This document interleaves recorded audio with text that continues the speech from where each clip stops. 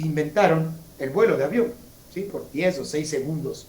Tienen una sección especial en el Museo Smithsoniano, ¿sí? Ya iremos viendo. ¿Quién puso? Andrea, ese sí fue Andrea, el comentario de las ciudades educadoras y el aprendizaje más allá del aula. Lo importante es tener conceptos de ciudades educadoras. Una vez que volvamos del COVID, ¿cómo podemos transformar que la ciudad sea educadora, ¿no? Y en Washington hay toda una sección dedicada a los hermanos Wright, pero ellos fueron inventores, no fueron innovadores. Sí, esa es una gran diferencia que vamos a ver, porque ellos inventaron el concepto del avión, ¿sí? Pero definitivamente la palabra clave no es la rentabilidad, porque yo puedo generar un invento y perder. Uno de los inventores más famosos del mundo contemporáneo se llama Elon Musk, ¿sí? No sé si han oído de Elon Musk ustedes, que deberían leerlo. Sus alumnos saben quién es Elon Musk, ¿sí? ¿Sí? ¿Conocen ustedes a Elon Musk? ¿Sí? ¿Han oído de Elon Musk? ¿Sí? Entonces, ¿qué es lo último que está haciendo Elon Musk? ¿Qué conocen que es lo último que está haciendo Elon Musk? ¿Qué es lo último que han oído? ¿Quién se acuerdan? ¿Quién quiere? Después no me digan que solo voy monólogo.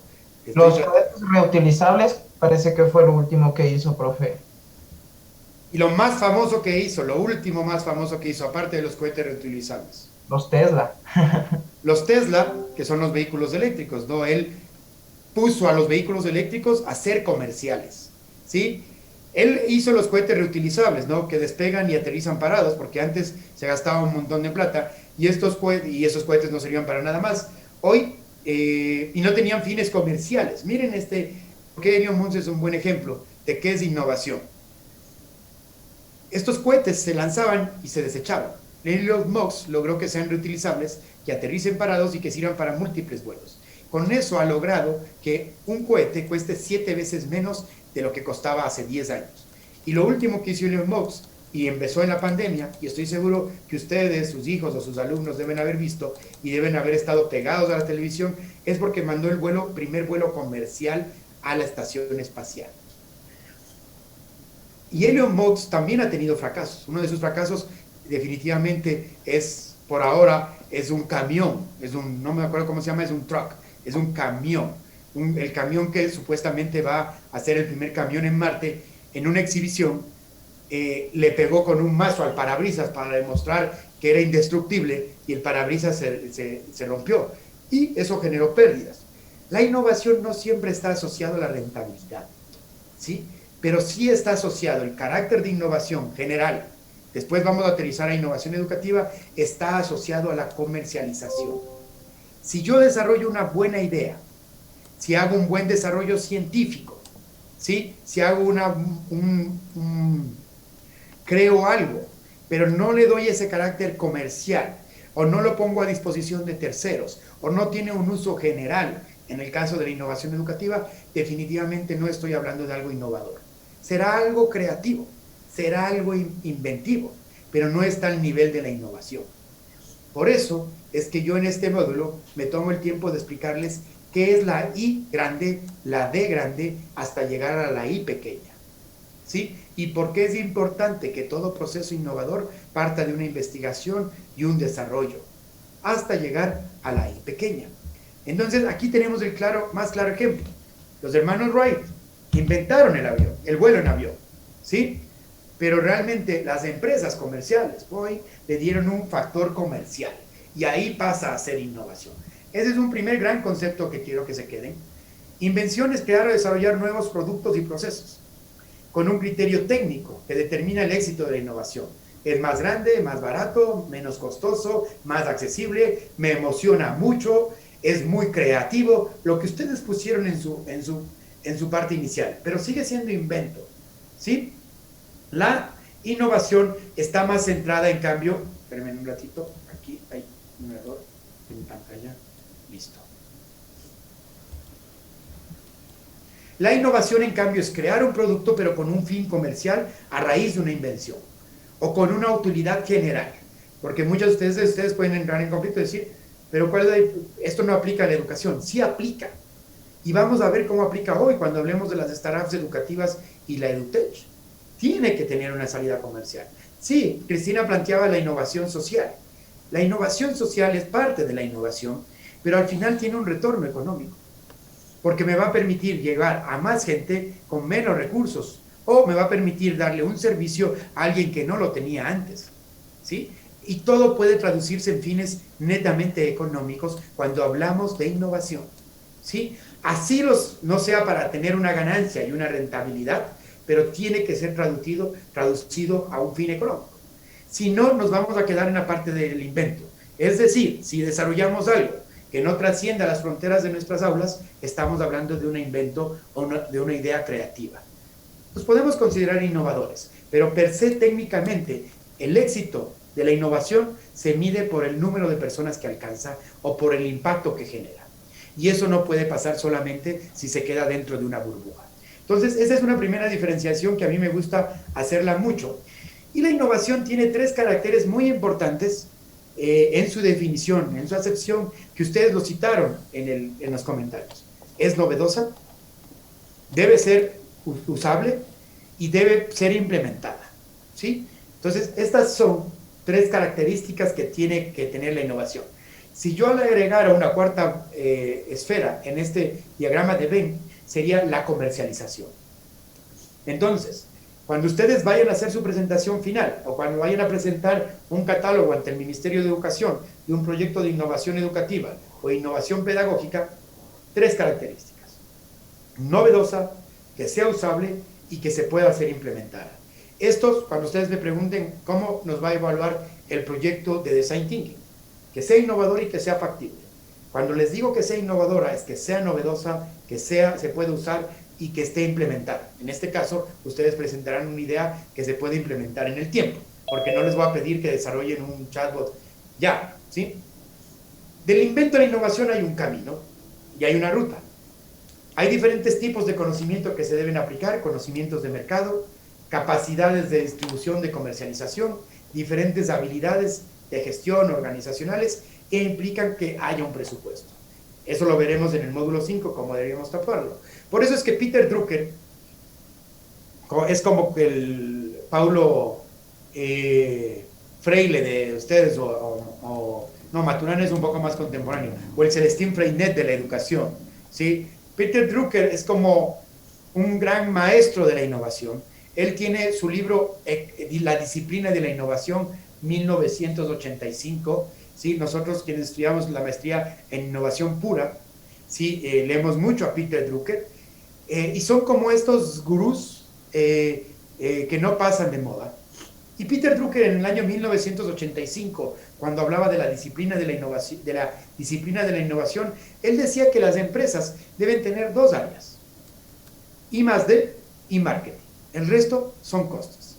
Eso es 1985. Esto ha variado mucho, ¿sí? Ahora, si ustedes salen al mundo corporativo, van a ver que los bancos, las empresas, Pronamca, la mayoría de empresas tienen ya sus gerencias de innovación. Entonces ya tienen implementado departamentos de innovación. Pero en 1985, Peter Drucker decía: todo lo que haga una empresa es costo, pero lo que va a agregar valor, lo que va a generar nuevas cosas, lo que va a marcar la diferencia, tiene que ser los que hagan investigación y desarrollo y los que se dediquen a comercializar esa investigación de desarrollo, ¿sí? Esto es lo que conocemos como las 2 funciones básicas de una organización hace 25 años, ¿sí? ¿Esto ha cambiado? Sí, pero sigue teniendo un énfasis muy importante cuando hablamos corporativamente de desarrollar nuevos productos y nuevos negocios. Aquí vamos a ver un ejemplo claro de la diferencia entre invención e innovación. Voy a activar mi audio, ¿sí? Esperemos que se vea el video. Me dicen si funciona el audio. Los libros artificiales llegaron en 1939 de la mano. ¿Está bien el audio? Sí, profe. Sí, profe, sí funciona. Listo, vamos a ver esta historia de estos videos que están en YouTube ahí como que ocultos, ¿no? Y que nos va a explicar cuál es la diferencia entre una fórmula, que es una investigación, y cuándo pasa a ser eso innovador, ¿no? Wallace Carothers y la empresa DuPont, que buscaban un sustituto para la seda natural. Carothers partió de sustancias de la propia seda y logró un nuevo polímero, la poliamida, que comercialmente se llamó nylon. A A principios del siglo se desarrolló en Francia un material semisintético creado de celulosa tratada químicamente llamado rayón. Era una especie de seda para la mujer y se hizo muy popular, especialmente en los años 30, cuando formaba parte del 85% de las prendas de vestir. No obstante, el rayón tendía a deformarse, a pegarse a la piel e incluso a disolverse. En 1927, la empresa DuPont inició la investigación secreta de un nuevo tejido llamado Fibra 66. Al frente del proyecto estaba un científico de la Universidad de Harvard, Wallace Carothers, contratado para hacer investigación pura, es decir, investigación sin fines comerciales. Fue uno de los más importantes investigadores del nuevo material. Verificó y dibujó las estructuras encadenadas de las moléculas de plástico y desató la era del diseño molecular.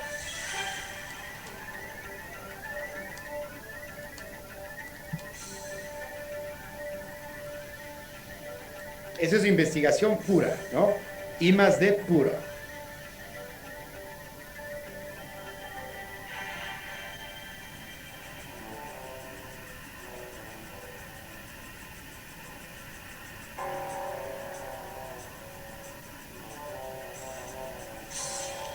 El nylon tenía este aspecto cuando Carothers lo sacó por primera vez del cóctel químico.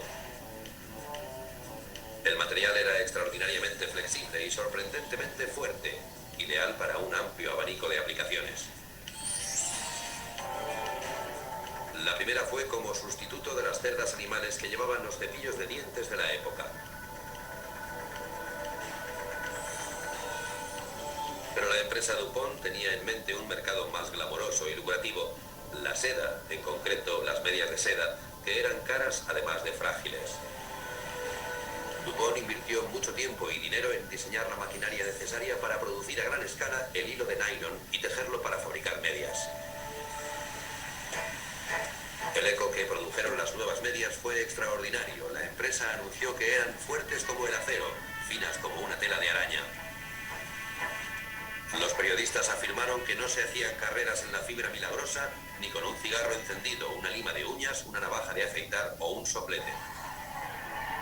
A principios de 1940 se puso a la venta y en un solo día todas las existencias de medias de nylon, 5 millones de pares, se habían agotado. Pero la locura del nylon acabó al cabo de unos meses, cuando Japón atacó Pearl Harbor. Todo el nylon, unos 30 millones de toneladas, fue requisado para la guerra y se usó mayoritariamente para los paracaídas. El 14 de febrero de 1946, tras el fin de la contienda, las medias volvieron a las tiendas y su éxito fue aún más arrollador.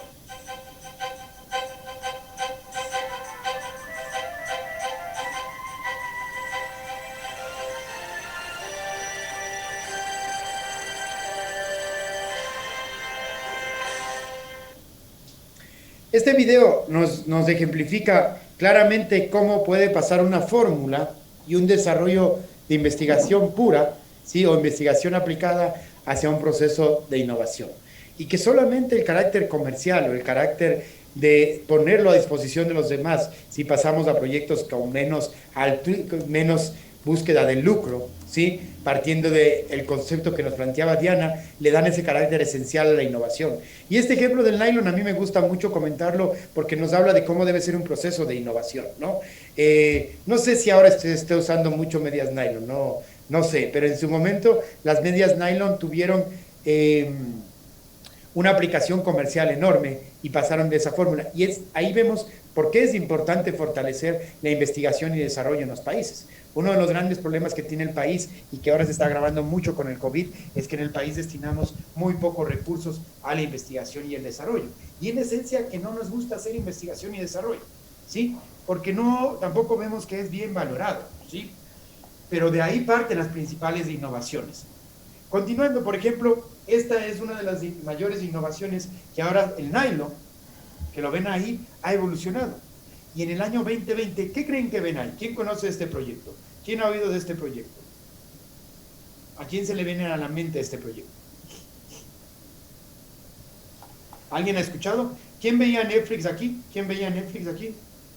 ¿Alguien veía Netflix? Sí, algunos, ¿no? Sí, es que en Netflix hay bastante info también. ¿sí? Si trabajan con datos. Y son una de las innovaciones disruptivas más potentes del mundo de los últimos 10 años. Ya lo vamos a ver. ¿Alguien ha visto, de los que ven Netflix, alguien ha visto esta serie, El Club de Cuervos? ¿Alguien ha visto El Club de Cuervos? ¿Sí? De este equipo de fútbol. ¿No? ¿No lo han visto? ¿Nadie ha visto? Sí, sí, Qué bueno. profe, ¿Quién vio? yo sí, yo, profe Maffer. ¿Y acabó de ver o no acabó de ver? Sí, es súper buena la serie, es espectacular. Un poco picante, ¿no? Pero es Sí. buena. ¿Y esa serie de qué habla? ¿De fútbol o de qué habla? Habla de cómo liderar un equipo de fútbol, de las estrategias, porque se fallece el papá, entonces es como que el equipo se va hacia abajo, porque los dos, bueno, solamente tienen una hija, pero ella sabe mucho del equipo de fútbol, cómo manejar las estrategias y todo, pero como son machistas no quieren que ella se haga cargo. ¿Ya se acabó de ver o no? Ya me acabé de ver, ya vi también la otra, la que venía con el que le ayudaba A ver, ese, al... ese, ese, ese no he visto. A veces leo. No, mentira, leo también. Combino. Ya últimamente ya no veo Netflix, la verdad. Pero, María Fernanda, esa serie no habla solamente de fútbol, sino es una excelente serie para aprender de negocios y emprendimiento. Entonces, los que estén enseñando o estén muy interesados en negocios y emprendimiento, véanla. ¿Sí? Aparte que sí es muy entretenida. No les anticipo el final, pero el final tiene que ver mucho con la imagen que ven al frente y le debe traer recuerdos a María Fernanda. No quiero que diga para que no les dañe el final. Pero este es el proyecto estrella de Google en el área textil. El otro día me preguntaba a mi hijo de 8 años, me decía, oye, ¿qué es Google? ¿De dónde nació Google? ¿Por qué Google está en todas partes? Le dije, no, me decía, ¿qué es Yahoo? Me decía, ¿qué es Yahoo? Imagínense. Mi hijo de 8 años me preguntaba, me dijo, papi, ¿qué es Yahoo? Le dije, Yahoo es igual que Google, pero Google evolucionó. Google ha evolucionado tanto que tiene muchas áreas de negocio. Esta es una área de negocio de Google. Y el nylon, esa fórmula molecular, ha avanzado a este proyecto Jaguar. Esto es innovación disruptiva, ¿sí? Y es un poco lo que yo también quiero ver en sus proyectos finales. Innovación disruptiva.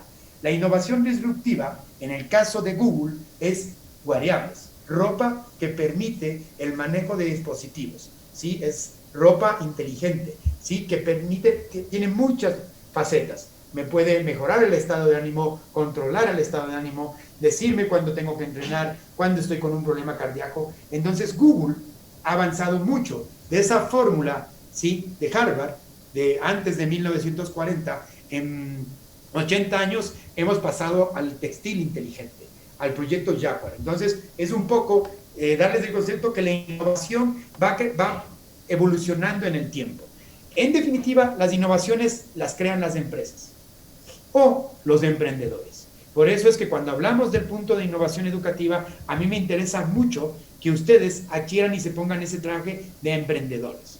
Este concepto de emprendedor lo nace Schumpeter. Peter Drucker, maestro de la disciplina de la innovación, Schumpeter, maestro de la economía de la innovación. Algunos de ustedes van a decir, ¿por qué nos da esto? Estos son términos muy generales de la innovación. Y siempre, nadie me ha preguntado esto todavía, pero yo me hago la pregunta. ¿Por qué les doy esto? La maestría, yo creo que está bien titulada. La maestría se llama Maestría en Educación con énfasis en innovación y liderazgo educativo. Entonces, cuando yo converso con David, con María Sol, les digo, ojo, que la maestría dice innovación, no dice innovación educativa. Innovación es un universo muy grande. Entonces, yo le estoy dando en estas 2 primeras clases el universo general antes de entrar a lo específico. Entonces, de aquí nace este concepto del emprendedor. Y otro mensaje que nos deja la historia es que los inventores no siempre ven que su proyecto llega a ser innovador. Primero porque hay un retraso entre la invención y la innovación. No siempre la tecnología o el mundo está listo para algo que genero se vuelve innovación. Hay una falta de habilidades comerciales, ¿sí? Tal vez el inventor que está en un centro de investigación. Esto cada vez va cambiando. Los centros de investigación ahora se llaman centros de transferencia de tecnología. En esencia, yo trabajo con la Escuela Politécnica Nacional haciendo eso, que las investigaciones, que los papers pasen a ser comercializados. Es durísimo. En países como Corea, donde yo estudié esto, es mucho más fácil, porque las industrias montan sus centros de investigación en las universidades. Aquí las universidades lo hacen para graduarse, cuando tienen una excelente oportunidad de que esa investigación, incluso en el ámbito educativo, yo les dije, la Politécnica Nacional está trabajando mucho en el área de sistemas y de gamificación, en soluciones para mejorar los proyectos de educación. Y porque también falta de recursos complementarios, hay falta de recursos que todavía no están disponibles. Entonces, a mí justo me gusta hacerles una pregunta, para que no sea un monólogo. ¿Qué inventor creen o qué inventores creen ustedes que no pudieron ver sus innovaciones? ¿A quién se les viene a la mente? ¿Sí? ¿Quién se les viene a la mente?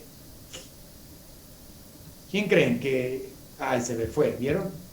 Ahí les mostré una pastillita, los que alcanzaron a ver rápido. Aplasté muy rápido otra pastillita. ¿Qué inventor creen que no vio sus innovaciones? El más famoso del mundo. Leonardo da Vinci. Leonardo da Vinci. Entonces, los que ya tienen el material ya lo saben, ¿no? Entonces, Leonardo da Vinci creó muchos inventos, sí, entre ellos el helicóptero, pero no podía producirlo en ese momento porque no existían los elementos complementarios, que era el elemento de combustión interna. Entonces, Leonardo da Vinci es uno de los mayores inventores del mundo, pero no es un innovador, porque muchos de sus productos no llegaron a distribución comercial. ¿Cuál es la moraleja de esas historias de inventores que no llegaron a innovación? Que la innovación necesita muchos complementos para llegar a ser tal como tal y llegar a ser comercial. Hay muchas externalidades y hay muchas secuencias de innovaciones. También que la innovación es un proceso continuo. Así como vimos el proceso de la tela de nylon, que pasó de una fórmula a una media, a un paracaídas, al proyecto de Jaguar de Google, siempre la innovación va a ser un proceso continuo.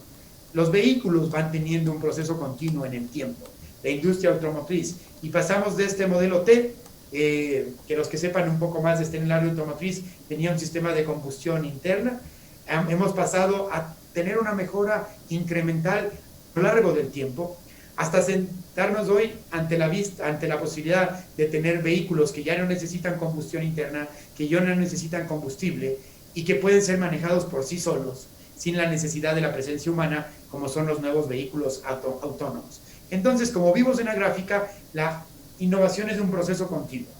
La innovación es una secuencia de pequeñas innovaciones o de pequeñas creaciones que van teniendo un éxito comercial. Las innovaciones incrementales pueden ser muy valiosas, ¿sí? Y cuando hablamos de innovación es importante entender que estamos ante un ecosistema. No sé si ustedes han oído de... Ven, un minuto, por favor. Cuando necesites, te llevas mi caso. No sé si ustedes han oído de Silicon Valley. ¿Sí? Ustedes han oído de Silicon Valley y saben lo que es Silicon Valley. ¿Han oído de Silicon Valley? ¿Conocen alguien? Los que estén más en el ámbito tecnológico. Muchos de los emprendimientos que vamos a ver en la última hora vienen de allá, vienen de Silicon Valley. ¿Alguien ha escuchado? También hay una serie. Esa serie está en la competencia de Netflix, en HBO. ¿Alguien ha escuchado de Silicon Valley? Apple, Google, Duolingo, Coursera están en Silicon Valley. Es el Valle del Silicio. Es un valle que inició su política pública alrededor de 1970, al lado de California y al lado de la Universidad de Stanford, donde están las sedes de las empresas tecnológicas más disruptivas del mundo, y que tiene una característica: fue diseñado como un ecosistema vivo, como una selva. Y en un ecosistema vivo, lo que tenemos es que hay múltiples organismos que se alimentan entre sí. Silicon Valley es la primera ciudad norteamericana que concibió un ecosistema diseñado para innovar. Alrededor de una universidad diseñaron todo un proceso. Es más o menos lo que se quiso hacer aquí en Yachay, o lo que se ha hecho en otras ciudades del conocimiento alrededor del mundo, que casi ninguna ha funcionado. Ni Sondo City en Seúl, ni la Ciudad del Saber en Panamá, hubo otra en Rosario, ni tampoco aquí en Yachay. ¿Por qué? Porque la gran diferencia de este tipo de ciudades es que los ecosistemas no se construyen desde cero, sino que Silicon Valley funcionó porque ya existía algo. En esa ciudad, antes de que nazcan estas grandes empresas, había una comunidad de personas que se graduaban de esta universidad y que empezaron a hacer proyectos muy chiquitos. Por eso es que se dice que Hewlett Packard, Google, Apple nacieron en parqueaderos. Pero si yo me pongo ahorita en un parqueadero a hacer una supercomputadora fuera de mi casa, posiblemente no funcione. La innovación necesita nutrirse de todo un ecosistema. A eso se refiere cuando hablamos sistemas de innovación. Y eso es muy importante y tiene mucha conexión con lo que vimos en la anterior clase, que es lo que se llamaba la exposición a la innovación. Silicon Valley tal vez sea una de las comunidades a nivel mundial que más exposición de la innovación tiene. ¿Alguien tiene, Cristina tiene levantada la mano? O veo que, no se olvide, Mónica tiene levantada la mano. ¿Quiere comentarnos algo? Si no, avanzo. ¿No? ¿Sigo? Sigo. Entonces, algunos conceptos muy generales para terminar esta introducción de innovación. No todo invento se vuelve innovación, no toda innovación es rentable. La innovación sí necesita ser comercializada o puesta en uso, ser novedosa y ser factible de implementar para ser considerada innovación. Y la innovación obedece a procesos continuos. Esto lo vamos a entender mejor cuando hablemos de los tipos de innovación a nivel general. Schumpeter, el maestro de la economía de la innovación, ¿sí?, nos habla que hay 5 tipos de innovación. Las de productos o servicios, los métodos de producción, cómo producimos algo, las fuentes de provisión, cómo nos proveemos de las cosas, nuevos materiales, nuevas texturas, nuevos ingredientes. La explotación de nuevos mercados también pueden ser una clase de innovación, y las nuevas formas de organizar los negocios. Es decir, si ustedes quisieran hacer una distribución clásica de la innovación, esta es la forma más clara. Productos, métodos de producción, fuentes, explotación de nuevos mercados y nuevas formas de organizar los negocios. Cuando veamos cómo el Ministerio de Educación mide los proyectos de innovación en el módulo final, un poco siguen esta corriente. No está mal, es súper tradicional, pero sin embargo yo quiero compartirles una forma de división más contemporánea o más moderna. Y para eso tenemos que partir de la taxonomía de la innovación, ¿sí? Esa taxonomía de innovación dice, podemos dividir las innovaciones en 4 segmentos, o productos o servicios, o modelos de negocio, que es muy importante cuando desarrollamos una innovación, así sea social, ¿sí? Diana, me quedé con Diana, pero otra persona también habló de la innovación social, creo que era Cristina, ¿no? Hay diferentes modelos de negocio.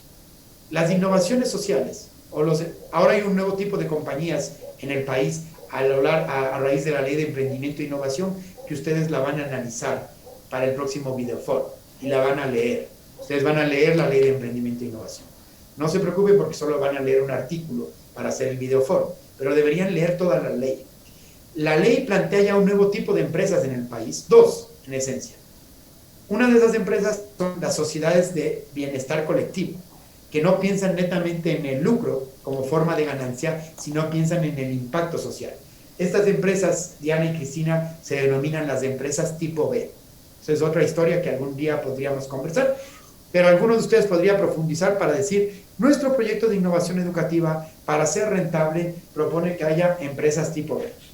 El tercer aspecto es el aspecto tecnológico, ¿sí? Es el aspecto tecnológico.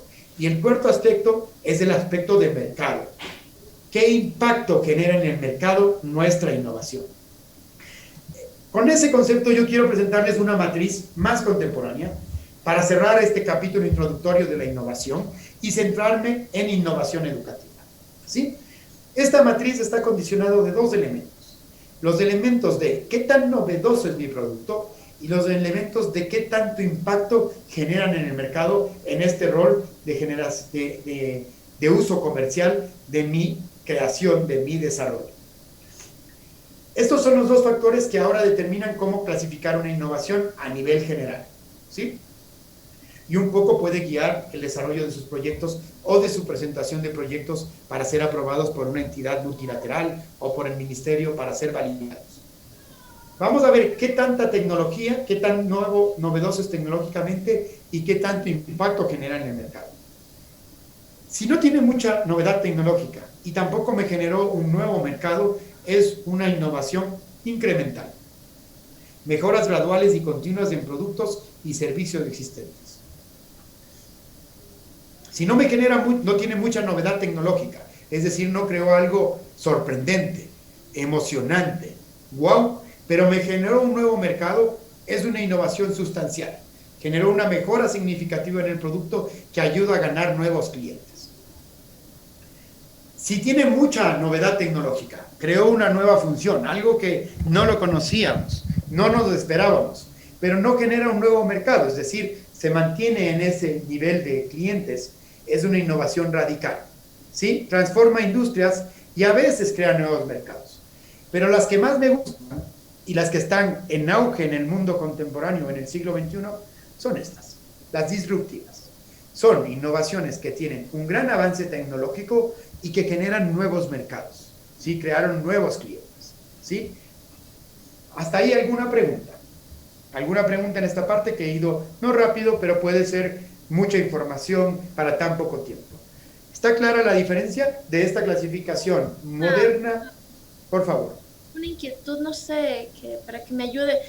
Con todo lo que usted ha dicho, bueno, aquí en el país considero que sí existe esa oportunidad de innovación, ¿ya? Para el ámbito educativo, pero no sé qué le hace falta para que se desarrolle. O sea, ¿qué se necesita o algo? Porque yo pienso que, como le digo, a nivel nacional sí cumplen estas características y todo. Tal vez no sé si sería aquí el empoderarse, el tal vez marcar la diferencia de lo que ya existe, crear cosas, no sé, qué es lo que le pasa aquí al Ecuador para esto, porque existe potencial, pero se está durmiendo. No le voy a contestar en este momento, porque tengo una lámina cuando hablamos de métrica de la innovación en que hablamos de por qué estamos en el puesto 99, casi por llegar al puesto 100 de la innovación. Y porque al final de la clase del día de hoy les voy a presentar casos de éxito del Ecuador de innovación educativa. Existen, hay empresas y están creciendo, pero este es un proceso continuo, incremental, que pasa a lo largo del tiempo, no pasa de la noche a la mañana, y el ecosistema tiene que ir madurando. Hace 10 años no existía una maestría de educación con énfasis en innovación, ni maestrías en innovación educativa, ¿sí? Entonces, ustedes, y lo que hagan, y lo que impulsen, va a tener mucha influencia en desarrollar el ecosistema. Ecuador tiene recién 6 meses una ley de emprendimiento e innovación, y recién 4 años una ley especializada en innovación. Silicon Valley nació en el año 1970, tiene más de 40 años, y está en un país más desarrollado. Pero hay casos, hay casos. Yo siempre cuando llego a esa parte, se adelantó usted en la pregunta, digo, muy difícilmente le iríamos a ver a la selección de fútbol, al estadio, si está en el puesto 100, ¿sí?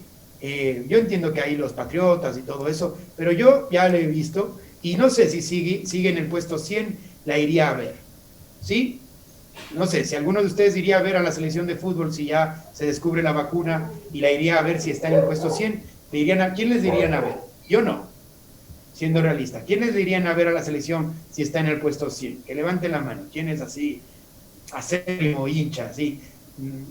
Walter, ¿no? Walter, sí, estaba dudando, ¿no? Estaba dudando. Walter, yo sabía que usted, como le gustan las corbatas amarillas, sabía que usted sí. Entonces, ¿alguien más que le iría a ver a la selección si está en el puesto 100? Estamos en el puesto 64, ¿no? Pero ¿quién le iría a ver a la selección si le meten 4 goles a Uruguay en el próximo partido? ¿Quién le iría a ver? Y abren el estadio. Yo ahí sí iría a verle, porque le tengo un poco más de fe. Y porque, exacto, Fanny también, entonces cambia la perspectiva, porque vemos gente nueva, sangre joven, gente con pasión y buenos resultados. Lo mismo se puede aplicar a la innovación en el país. Les voy a enseñar, espero el día de hoy tengo que llegar a esa lámina, casos en que nos va a enseñar que sí existe innovación educativa en el país. Y eso nos puede retomar la fe. Entonces, sí hay casos, Diana, y posiblemente ustedes no los conozcan, pero sí hay casos. Y hay otras condiciones que son importantes de la innovación que el país no tiene y que tiene que trabajar mucho, ¿sí? El apoyo, el financiamiento, el tamaño del mercado, las barreras, la formación, ¿sí? Es muy importante. Ahora les voy a enseñar algunos casos de innovación educativa. Definitivamente el tiempo galopa en nuestra contra. Casos de innovación incremental, la televisión. La televisión es un caso, un ejemplo de innovación incremental. No la primera televisión que pasó de los tubos catódicos hacia la imagen en blanco y negro y fue una gran revolución. Esa en ese momento fue una innovación disruptiva porque llevó toda la gente que oía radio hacia la pantalla. Pero desde ahí hasta ahora, sea esta una televisión con 3D, 8K, es innovación incremental, porque vamos aumentando un nicho de usuarios que ya está estable, ¿no? Ese es un caso de innovación incremental. Un caso de innovación sustancial es cómo lo maneja Apple en sus gamas de celulares. Posiblemente el primer Apple fue una innovación disruptiva, radical, porque ya en los usuarios móviles creó todo un nuevo nicho de mercado de los que empezaron a trabajarlo con el sistema Touch, ¿sí? Fue el primer celular con el sistema Touch y fue realmente una innovación radical. No disruptiva porque ya existía un mercado celular, pero Apple trabaja mucho con las innovaciones sustanciales y sobre todo en los últimos tiempos donde cada vez es más difícil generar innovaciones disruptivas en una gama en un mercado tan competitivo, ¿no? Sustancial, ¿por qué? Porque Apple cada vez va creando nuevas aplicaciones que va generando nuevas gamas de servicios. Por ejemplo, en los últimos Apple acaba de crear toda su línea 5G para crear todo un nuevo mercado de personas que tienen que estar hiperconectadas, ¿sí? Hay un excelente gráfico que si después me hace acuerdo Diana, les puedo poner de la evolución de la red 1G a la 5G. Y ahora vamos a ver de qué está hecha la tecnología, pero Apple trabaja mucho con estas innovaciones sustanciales. Innovaciones radicales, ¿sí? Estas innovaciones que tienen un alto grado tecnológico, pero que no siempre generan nuevos clientes. En este momento, actualmente estamos trabajando con 6 innovaciones, ¿sí? Y yo quisiera detenerme en esta gráfica y plantearles a ustedes, y ahora voy a llamar un poco a que actúen las personas que no han estado actuando. ¿Qué ven? ¿Qué les llama la atención en esta gráfica de innovaciones radicales? ¿Qué les llama la atención? Nos vamos a dar unos minutos para analizar esta gráfica. ¿Qué les llama la atención? Invito a las personas que no han estado participando a sumarse un poco a esta conversación.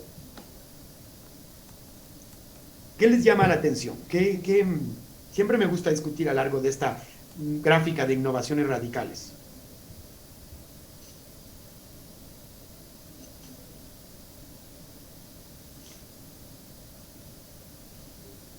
¿Voluntarios?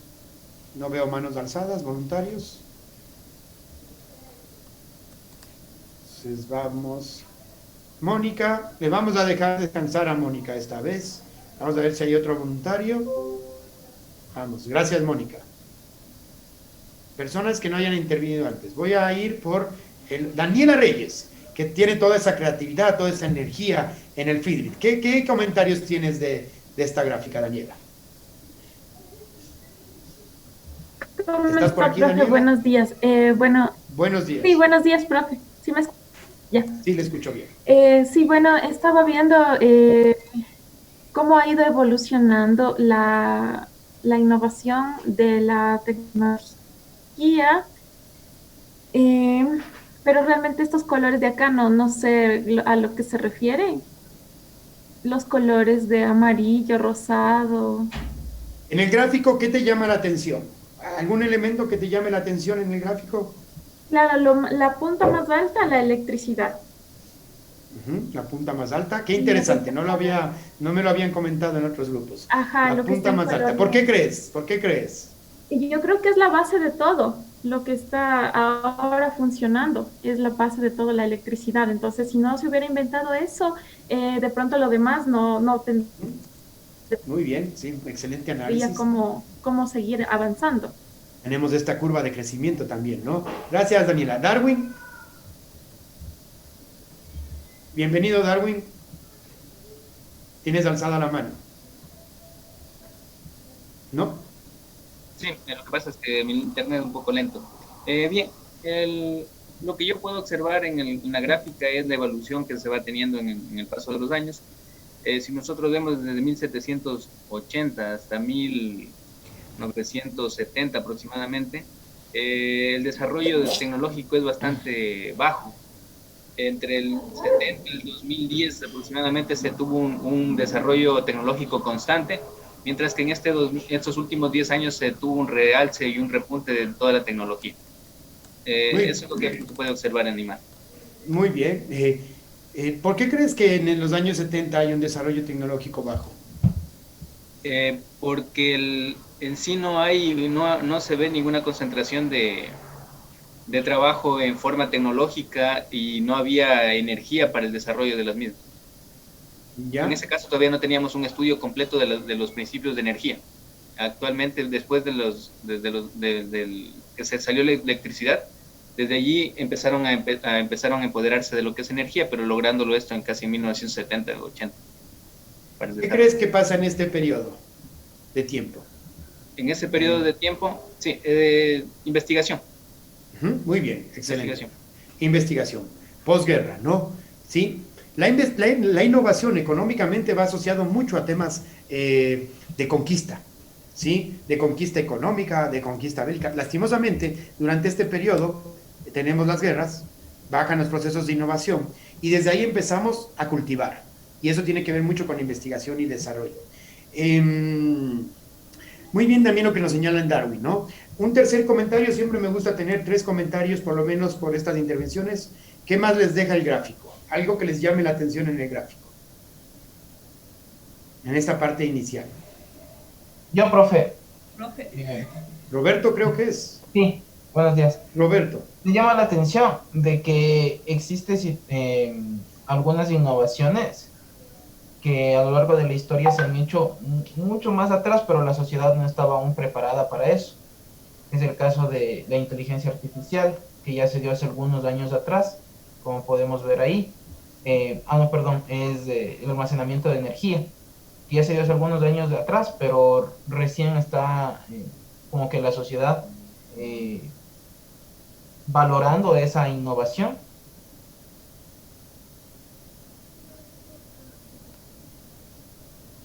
¿Aló? Sí, ¿me escuchó, profe?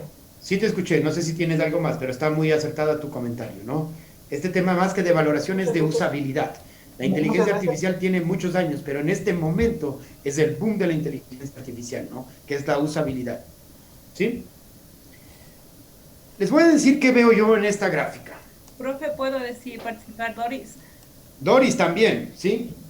Lo que pasa Bienvenida. Es que en el gráfico que a partir que aparece la computación o la computadora o la tecnología, los avances son más rápidos y mucho más cuando hay internet. La tecnología avanza de una manera rápida ya.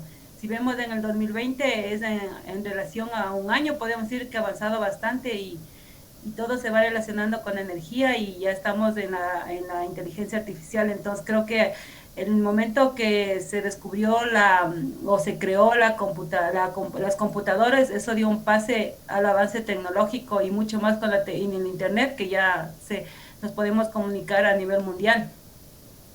Excelente, Doris. Y eso me da pie para darles mi conclusión.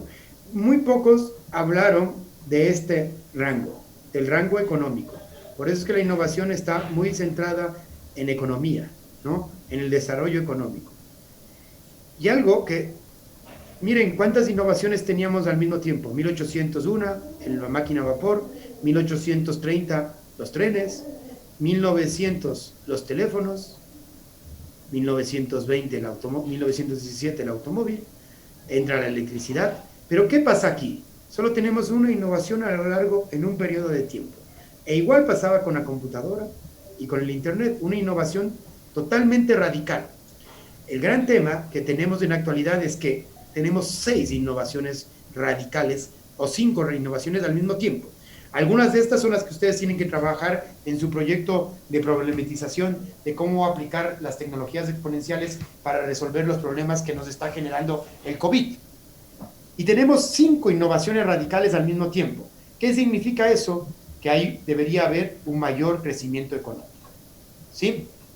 Y estamos en una etapa del mundo donde tenemos muchas innovaciones disruptivas o tecnologías exponenciales que generan innovación exponencial.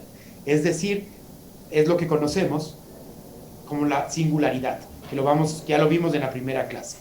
Esto era un poco el roadmap de cómo las innovaciones radicales iban a pasar en el tiempo.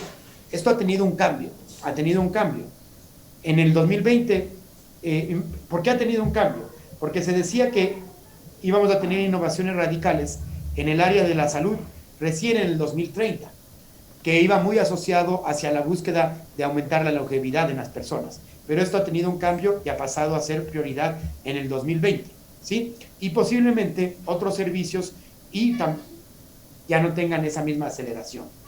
Eso es con respecto a innovaciones radicales. Y para cerrar esta parte de innovación general, antes de empezar lo específico, que es innovación educativa, la innovación disruptiva, ¿no? La innovación disruptiva es crear una nueva tecnología y crear un nuevo mercado. Y el ejemplo más claro de innovación disruptiva termina siendo Netflix, ¿no? Netflix en el año 2012 rompe la industria. ¿Se acuerdan cómo alquilaban ustedes películas?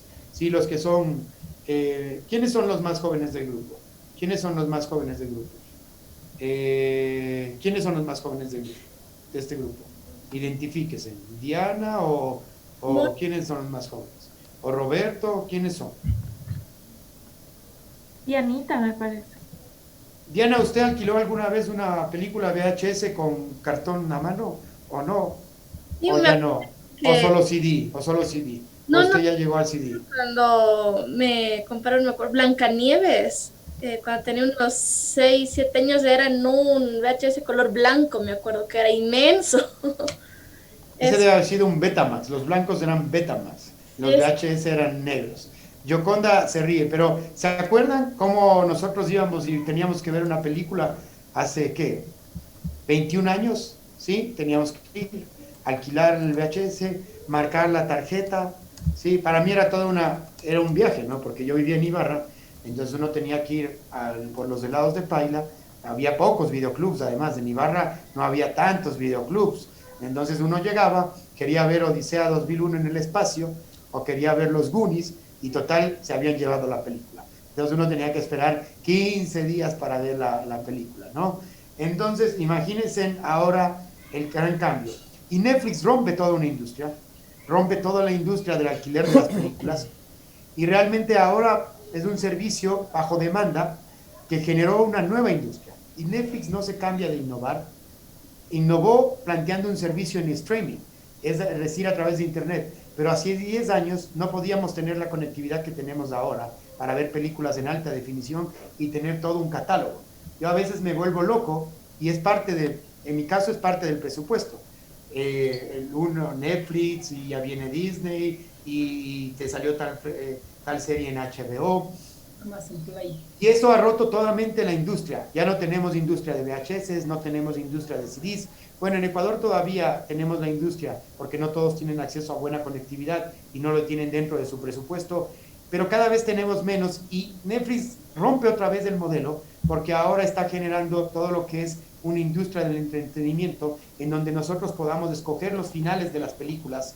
Sí, como a mí me encantaban estos libros donde uno podía pase de la página 40 a la página 120.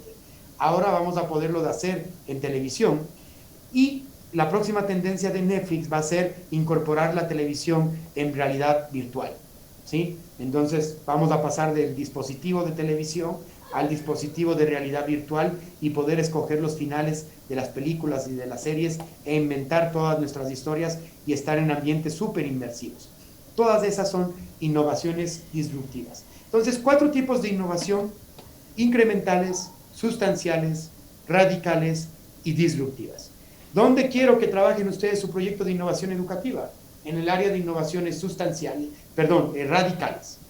Si me presentan innovaciones disruptivas, encantado, porque uno de los requisitos, tanto en la problematización como en el proyecto, es que trabajen innovaciones con uso de tecnologías exponenciales. ¿Cuáles son esas tecnologías exponenciales? Algunas ya las vimos en este gráfico y otras están puestas en el aula virtual en las 6 tecnologías o 7 tecnologías exponenciales con las que vamos a trabajar.